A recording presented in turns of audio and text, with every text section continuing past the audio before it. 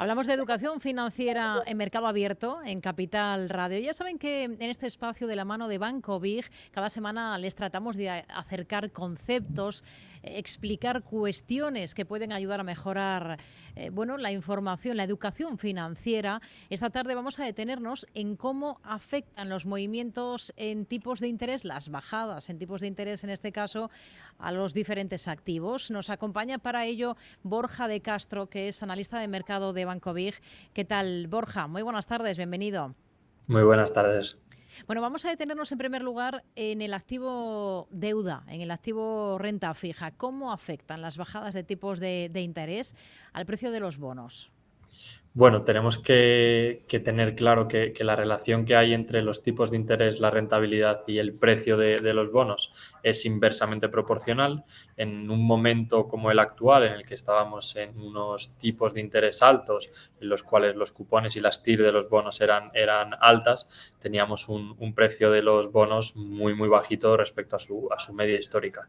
¿Qué es lo que se espera o lo que estamos empezando a ver? Como con esas bajadas de tipos por parte de los bancos centrales y también esas bajadas en la TIR de los bonos, como podemos ver en el T-Note, que llegó a estar en el 5%, ahora está más o menos en el 4,20, pues estamos viendo cómo se recupera el precio de esos bonos y que al final es también a lo que más están expuestos los inversores, ya que hace tiempo que esa renta fija se popularizó más en esos ETFs y fondos de inversión que no tanto en ese mercado primario. Bueno, ¿qué tipo de bonos, Borja, tienden a beneficiarse más de una bajada de tipos de interés y por qué? Bueno, los bonos que tienen una relación más directa con esas bajadas de tipos, estamos hablando del tramo corto de la curva, sería más o menos pues desde el año a los 2 años, ya que al final son los que menos tienen en cuenta el crecimiento futuro, perspectivas de inflación y ese PIB, sino que tienen una relación más directa con esa decisión de los bancos centrales. Por lo tanto, son los que más se benefician en un entorno de bajadas y los más perjudicados también de manera directa y drástica en un entorno de subidas de tipos. Hmm. Bueno, existen riesgos al invertir en renta fija en un entorno de tipos bajos. ¿Qué opciones tienen los inversores para protegerse de estos riesgos, Borja? Bueno, al final tenemos diferentes tipos de alternativas. La primera, estaríamos hablando de esos bonos ligados a la inflación. Por ejemplo, sabemos que normalmente esas subidas de tipos vienen precedidas por una subida en la inflación y al final el objetivo de esa subida de tipos es controlar esa inflación. Por lo tanto, si tenemos parte de esa cartera en bonos ligados a la inflación, lo que podemos es asegurarnos de que también esas TIR de los bonos van a ir subiendo a medida que la inflación va despuntando y que puede venir después esa corrección en los precios por subidas en los tipos y podemos tener una cartera, digamos, un poquito más equilibradas. Luego también, pasando a derivados, pues podríamos tener esos swap por tasas o esos swap por tipos de interés en los que, bueno, pues nos interesa más pagar, digamos, esa proporción fija y estar expuestos a recibir un variable que sabemos que en momentos de subidas pues puede ser algo más interesante. En el contexto actual estaríamos en lo inverso, nos saldría más rentable poder empezar a pagar ese variable que sabemos que va a empezar a decaer en ese swap, mientras que tenemos un fijo un poquito más bajo. Hmm. Bueno, hemos hablado de esos efectos en el activo renta fija. Si nos centramos en el activo renta variable, en el activo bolsa, en términos generales, ¿cómo afectan esas bajadas de tipos de interés a los precios, en este caso de las acciones? En términos generales suele ser un contexto positivo. Tenemos en cuenta que al final, lo primero de todo, hay un flujo de efectivo, que ese efectivo está y lo que hace es circular, no se crea ni se destruye, y en un contexto en el que la renta fija deja de ser tan atractiva como era porque esas TIR empiezan a bajar, también tenemos pues muchas más participaciones y mucha más tolerancia o incluso proactividad por ese riesgo, por buscar un poco más de rentabilidad y por lo tanto ese flujo se deriva más a inversiones en esa renta variable, aparte de que se incrementa también de manera directa digamos, los márgenes operativos de ciertas industrias. Al final, esos tipos de interés altos, que son lo que generan la renta fija también alta, pues genera que esos márgenes operativos de las empresas disminuya porque el coste es mayor, el coste de financiación es mayor y al final su beneficio es menor. Por lo tanto, en un contexto de bajadas, esa, digamos, reinversión